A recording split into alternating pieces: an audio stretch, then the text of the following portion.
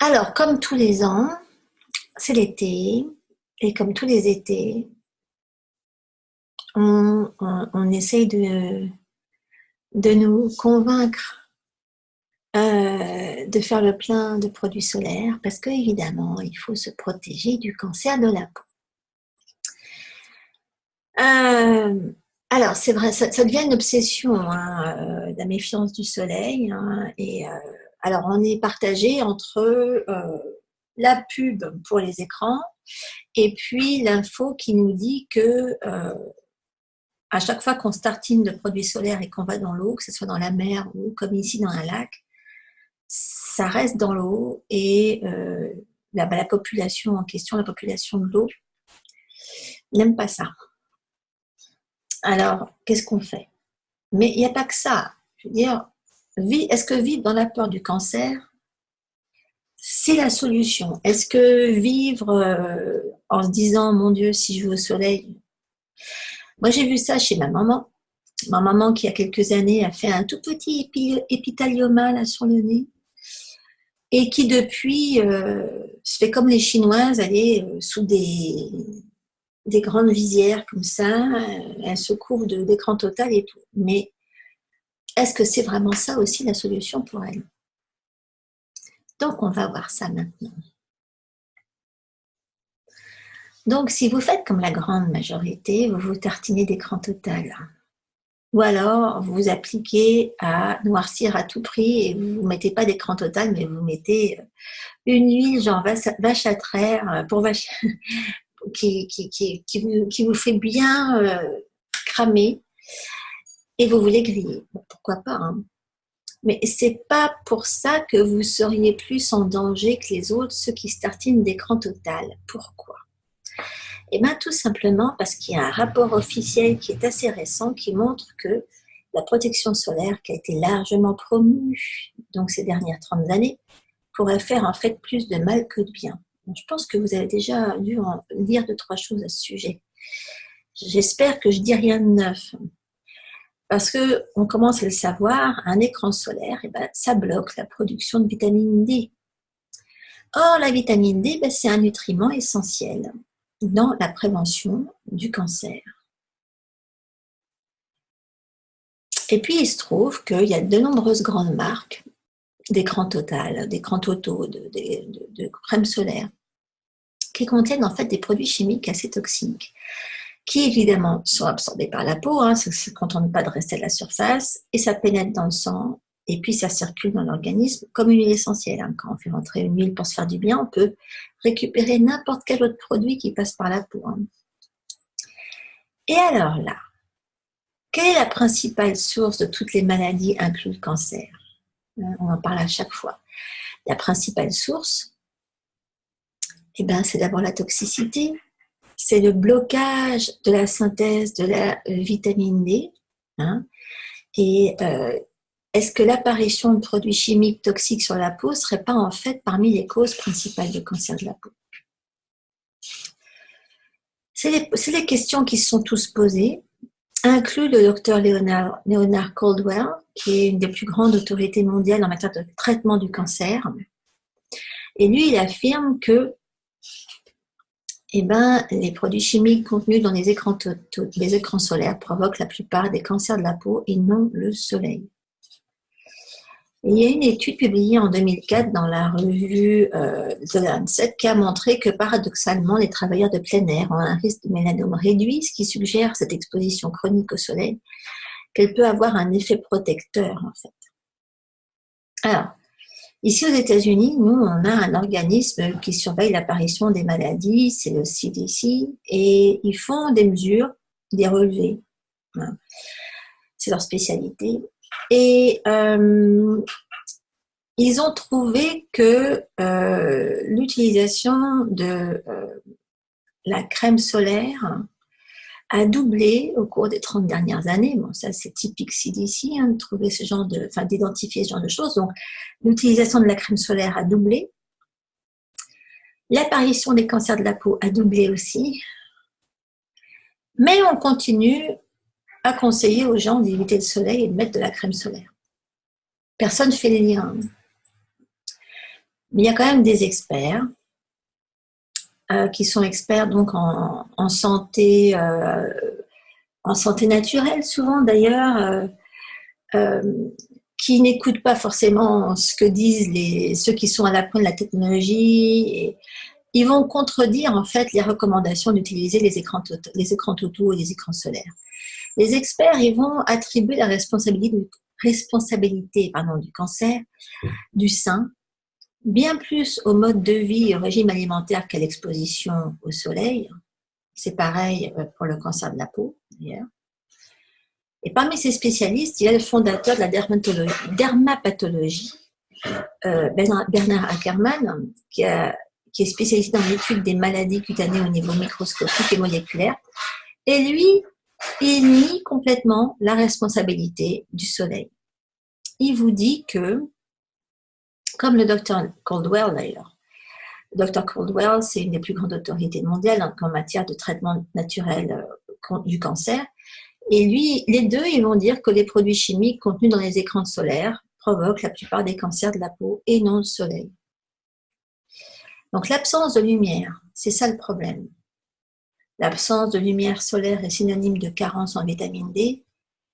Et la vitamine D, c'est fait partie de ces nutriments qui sont essentiels au bon fonctionnement du système immunitaire. Si on n'en a pas assez, ça se casse la figure. Et qu'est-ce qui se passe quand on manque d'immunité? On développe des cochonneries de type cancer. Et les faibles niveaux de vitamine D, donc effectivement, sont reliés à plein de problèmes de santé. Et une exposition au soleil appropriée va aider à maintenir des niveaux adéquats de vitamine D. Donc, vous voyez le rapport. Si on a assez de vitamine D, la plupart, je veux dire, une des premières choses, que ce soit pour n'importe quel cancer, quelqu'un qui vient se faire traiter son cancer de façon naturelle, on va lui donner des doses massives de vitamine D. Et il se trouve que l'utilisation d'un écran solaire, ça va complètement interférer avec cette exposition au soleil et ça pourrait donc contribuer à la hausse du cancer de la peau et des autres, on s'entend. Alors cette crème solaire, on sait tous que la crème solaire, ça empêche les coups de soleil, parce que ça bloque les UVB. Et donc grâce à ça, on peut rester au soleil plus longtemps sans devenir tout rouge. Mais les UVB, ils sont nécessaires à la production de la vitamine D. Et ça, c'est complètement contradictoire avec une bonne santé et la prévention du cancer, puisqu'on a besoin de vitamine D pour se protéger contre le cancer. Vous voyez Et donc, la crème solaire contient souvent, en plus des produits chimiques cancérigènes, qui s'infiltrent dans la peau, qui rentrent dans la circulation sanguine, etc., et qui vont surcharger le foie de toxines. Donc, en fait, cette chère crème solaire, pour peu qu'elle contienne des produits dont on n'a pas besoin, qu'on ne veut pas, et qui soient plutôt toxiques qu'autre chose, va non seulement intoxiquer notre foie, ce qui est la meilleure façon de déclencher toute forme de maladie grave, ou même pas grave d'ailleurs, n'importe quelle maladie, mais en plus va bloquer donc la synthétisation de cette vitamine D, donc rassembler plusieurs facteurs de production, de fabrication de cancer. Et il y a un praticien qui est donc une autorité en matière de médecine alternative et intégrative, c'est le Andreas Moritz, qui va dire que la protection solaire, c'est la principale cause de cancer de la peau. Il y en a qui le disent. Alors, donc, la carence en vitamine D serait la coupable, en plus de tout le reste. Disons qu'au départ, il y a celle-là. Donc, il y a l'absence de lumière solaire qui est synonyme de carence en vitamine D. Les faibles niveaux de vitamine D sont liés à des problèmes de santé, notamment le cancer. L'exposition au soleil approprié aide à maintenir les niveaux adéquats de vitamine D. Et l'utilisation d'un écran solaire interfère avec cette exposition et pourrait donc contribuer à la hausse du cancer de la peau. Ça, c'est les faits. C'est ce qu'ils disent tous. Et c'est ce qui est en train de... évidemment, c'est très difficile de faire comprendre ça au public quand c'est face à tout le marketing qui entoure la production des produits solaires et le manque à gagner énorme qu'il y a à subitement cesser de vendre tout ça. Il vaut mieux que vous utilisiez tout ça. Cette vitamine D3, quelle est réellement son importance? Déjà, il y en a qui le savent peut-être, elle sert à maintenir les os solides, à aider la croissance, la promotion d'une bonne immunité, et donc c'est une protection contre toute forme de maladie grave. Donc c'est fondamental dans la santé humaine. D'un autre côté, une carence chronique en vitamine D va favoriser le cancer et donc évidemment nuire à la santé, ça va ensemble. Désolée, j'ai un bourdon qui passe. Qu'est-ce qu'il fait là?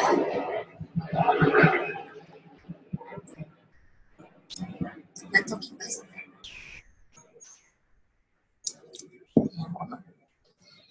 Alors, comment on peut s'exposer au soleil sans risque? Donc, on sait qu'il faut quand même s'exposer au soleil pour faire le plein de vitamine D. Mais si en même temps, si le fait de s'exposer au soleil, ça nous fait attraper des coups de soleil, etc., c'est pas l'idéal non plus. Bon, effectivement, ça se fait pas n'importe comment. En fait, on a besoin d'environ 15 à 30 minutes de lumière directe par jour. Donc, on parle de lumière de midi, par exemple. C'est celle que j'ai en ce moment, là, celle qui est au-dessus. Idéalement, c'est pas le petit lever de soleil du matin ou le coucher de soleil du soir, hein. C'est quand c'est en plein. Et donc, il faut environ 15 à 30 minutes pour avoir des niveaux adéquats de vitamine D.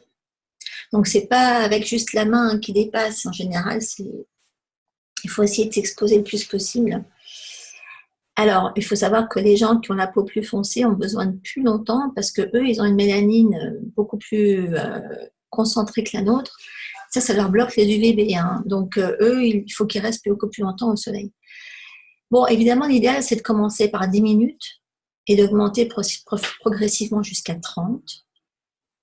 Et évidemment, en fonction de l'intensité du soleil, il faut faire attention. Il faut doser de façon à pas devenir homard d'une minute à l'autre, hein, non plus. Ou écrevisse, comme vous voulez. Alors, il y a quand même des façons de se protéger. C'est vrai que là, je sais pas moi, si par exemple vous partez n'importe où sur une plage quelconque, vous avez quand même envie de profiter du soleil et de vous éclater. Hein. Je pense aux Canadiens là, il y a plein de Canadiens qui viennent là sur la plage du coin tous les ans pour se changer d'air. Hein. Et parce que là, on est sur l'Atlantique. Donc, il y a plein de Canadiens qui viennent jouer au ballon sur la plage. Si vous venez jouer au ballon sur la plage, vous allez être exposé un certain temps, surtout les gosses. Hein. Et moi, je me rappelle qu'à Hong Kong, tous les enfants, ils portent des espèces de tenues, genre, c'est pas des tenues de plongée, mais enfin, c'est un peu ce qu'on met pour jouer au surf, pour faire du surf, des choses comme ça. Ça a des manches jusque-là, ça va jusque-là. Et ils peuvent très bien mettre juste le haut ou l'espèce de Bermuda qui vient avec. Et ça permet de se baigner. Et surtout, c'est la seule vraie barrière contre les coups de soleil. Hein. On ne peut pas prendre de coups de soleil avec ça. Et les gosses, ils peuvent continuer à être dehors, ils peuvent continuer à jouer dans l'eau et ils sont quand même protégés. Et c'est vrai que c'est un truc qui m'avait étonnée. Les gens du coin là-bas, ils se mettaient pas des tonnes de trucs, ils n'étaient pas sans arrêt en train de tartiner les gosses puisqu'ils les couvraient physiquement. Bon, faut dire que le soleil là-bas, quand même. Mais je vois ça ici aussi, hein, aux States. Les gosses, ils sont beaucoup couverts. Hein, on leur met des espèces de combinaisons comme ça, on leur met des hauts avec des manches et comme ça, on n'a pas besoin de s'en occuper. On les laisse jouer dans l'eau et ils attrapent rien. On préfère ça plutôt que de les tartiner avec des tas de trucs. Je ne sais pas pourquoi. C'est une question de culture. Il y a plein d'endroits où on a compris que la meilleure forme de protection, c'était une barrière physique. Alors, les huiles claires à travers lesquelles vous pouvez voir, hein, transparentes, elles ne vont pas bloquer physiquement les rayons du soleil. Okay.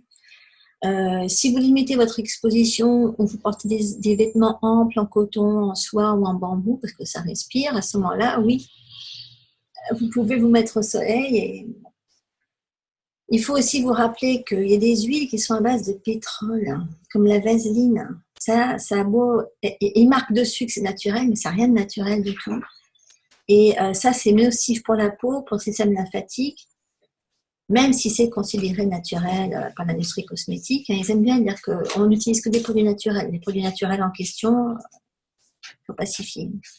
Le terme naturel, ça ne veut pas dire nécessairement sain. Okay, donc, il faut plutôt préférer des sources non transformées d'huile, comme l'huile de jojoba, même si ce n'est pas une huile, c'est plutôt une cire, mais au moins ça protège.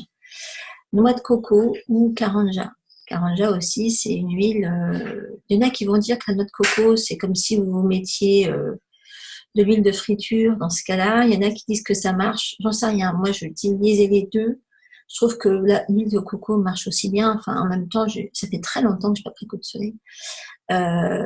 Karanja aussi, elle est connue pour ça. Alors, l'alimentation.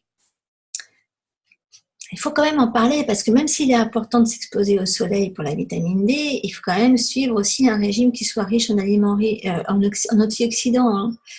Ça aussi, c'est important contre les coups de soleil, les antioxydants. Parce que dès que les rayons du soleil frappent la peau, les antioxydants, ils vont remonter à la surface et eux, là, ils vont agir comme écran solaire. Ils vont former une sorte de bouclier protecteur. Et les aliments riches en oxydants, c'est tout ce qui est les baies. Ce qu'on appelle les baies, c'est framboises, myrtilles, fraises, mûres, tous ces petits fruits-là. Les pommes, les haricots, les légumes verts à feuilles sombres, hein, surtout tout ce qui est épinards. Hein. L'idéal, c'est de les mettre dans des jus surtout. Et puis tout ce qui est graisse, okay, ça c'est donc encore une fois la graisse de coco, l'huile de coco, c'est très important à ce niveau-là. Donc c'est clair que si vous mangez que des cochonneries toute la journée, si vous vous contentez des chichis frits qui vous servent sur la plage, vous ne risquez pas de vous faire du bien. Par contre, effectivement, si vous carburez à coups de myrtilles fraîches ou de framboises ou de ces petits fruits-là, vous vous faites du bien. Okay. Y a un autre toubib, c'est Nicolas Péricone, qui est un dermato renommé. Lui, il va conseiller de consommer des aliments qui contiennent de l'astaxanthine. C'est ce qu'on donne en cas de DMLA, en cas de problème oculaire, de dégénérescence. Ça, on en trouve plein dans la myrtille. Hein. Super antioxydant. Mais on trouve aussi dans des fruits de mer, dans le saumon, dans les crevettes, le homard, hein, la truite saumonée. Tout ça, c'est très bon en astaxanthine.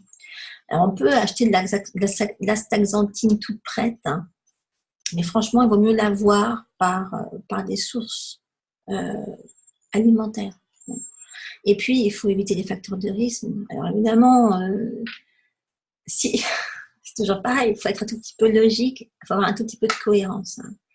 Le tabagisme, en l'occurrence, c'est la fin des haricots. Hein. Ça vous fait tomber votre niveau d'antioxydants tout de suite. Hein. Le sucre et les produits industriels, c'est pareil. Et puis évidemment, aller se faire cramer, c'est la fin. Ça me fait penser, ça me rappelle. J'ai des petits cousins qui étaient venus me voir les premiers temps qu'on habitait en Chine, à Hong Kong. Et là-bas, le soleil est méga traître. Et je me rappelle, les gosses, je leur disais, bon, restez sous le parasol, vous mettez pas trop. Oh, mais non, mais nous, on craint rien. Oh là là, qu'est-ce qu'on s'est amusé, on les a pelés, après on a été les éplucher. Les pauvres, et c'était... il aura fallu très peu de temps pour comprendre qu'il valait mieux se cacher. Bon, bref, il est beaucoup plus facile de se mettre sous un parasol. Parce que même sous un parasol, on a la réverbération qui fait qu'on prend quand même du soleil, même si c'est pas du direct. Et on n'a pas besoin du coup de se tartiner, de se surtartiner et du coup de subir les effets néfastes de la crème solaire. Hein. Mais bon, il faut quand même se protéger la peau le plus possible. Alors là, je vous ai mis ma petite recette perso à verser dans un pot. C'est pour faire dans un pot. Hein. Là, je vous ai mis la recette à coup de vitamine E, d'huile de monoï parce que ça sent bon. L'huile de karanja parce qu'elle marche bien, karité aussi, c'est pour la texture. Et alors là, vous mettez des huiles essentielles au choix. Alors, quand je dis huile essentielle au choix, il y en a qui sont mieux que les autres hein, pour ça. Bon, moi, ce que j'adore mettre c'est quelque chose qui soit extrêmement réparateur. Donc, vous n'allez pas mettre de bergamote parce que la bergamote ne supporte pas d'être au soleil. Le citron, l'orange, tout ça, non. Donc pas de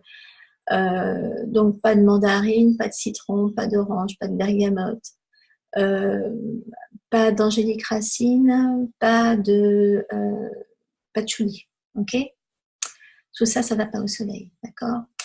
Par contre, la camomille bleue, la camomille romaine aussi, donc l'allemande, la romaine, vous pouvez. Une lavande aspic, vous pouvez. Ok? Du jasmin, vous pouvez vous mettre du jasmin, ça sent bon le jasmin. Ça ne fait pas spécialement rien pour la peau, mais c'est bien d'avoir du jasmin, c'est pour le plaisir. Mais ouais, le géranium, on peut. Disons que le géranium, c'est réparateur, la lavande, c'est réparateur, la lavande aspic surtout, la camomille bleue, oui. Alors, le palmarosa, ça refroidit. Ça, c'est des huiles que vous pouvez mettre dans votre mix, hein, surtout. L'huile essentielle de graines de carotte, en l'occurrence, ne sert à rien. Il faut de l'huile infusée, hein, la carotte. J'y pense parce que j'ai vu des remarques à ce sujet là-dessus.